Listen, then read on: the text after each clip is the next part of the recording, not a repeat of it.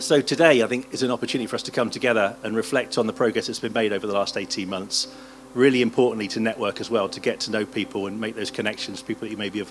read their name on an email or spoken to them on the screen, but to get together and understand a bit more about the work they've been doing. And leading on from that, to shape the delivery of what we're going to do into the future as well with the partnerships that we've formed. I think the range of the speakers and the topics that are going to be covered through the day really reflect the broad breadth that's being achieved in Bristol. That's something that I do feel really proud of with my involvement in ADA, that reach that we've achieved and how those partnerships have been formed. From a policing perspective, if I look back on my career in policing, if I look at how we used to operate in relation to our work around drugs, really enforcement focused, and I do think we've come a long way in engaging with the partnerships to understand that we're not going to enforce our way out of issues related to drug misuse in the city, and we need to be engaged with partners to refer into meaningful treatment, education, harm reduction, and I hope that commitment is evident to you all, because that's how we are working and how we need to be working as a constabulary.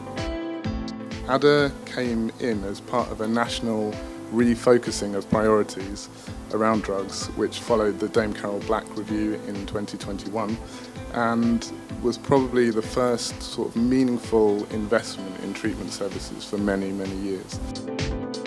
ADA is all about supporting people in the criminal justice service who have drugs or alcohol issues. Our role in Project ADA is a sort of coordination role. In Bristol we take a public health approach to drugs and alcohol, and that approach spans both what we deliver in our treatment services but also the way that we think about crime and punishment, and so we're very linked in with the police, what happens in prisons and especially people who leave prison. Across that, my role is to look at what works, try and look at the evidence both locally and nationally, and take a view around what we deliver in Bristol. So our job at the Office for Health Improvement and Disparities, or OHID, is to oversee all of the ADA projects around the country and sort of support them to get their plans up and running, make sure they're spending their money appropriately on evidence-based interventions, and also to share good practice between the areas. So if we notice an area in Bristol, say, is doing really well, we might say, well, can you talk to Norwich about what you're doing here, because we'd like them to copy what you're doing and what you're achieving. Bristol Drugs Project under Project ADA has been able to use the funding for all sorts of innovative and exciting projects, as well as projects which have some longevity. So with the money we've been able to take on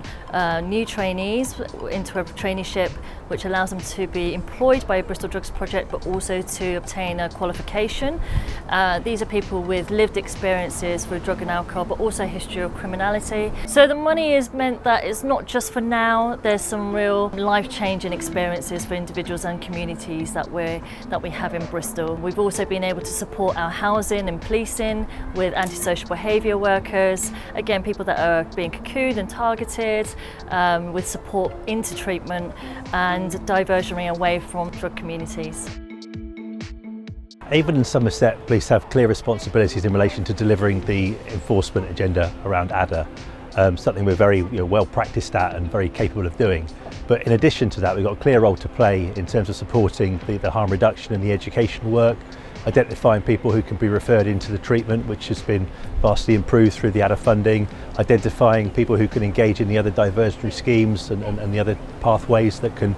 address offending behaviour and support people away from drug use and the wider impacts that it has for communities, and responding to the needs of communities as well to deliver interventions and support and activities that keeps people safe, makes them feel safe, but also addresses all those wider issues of drug use and drug harm.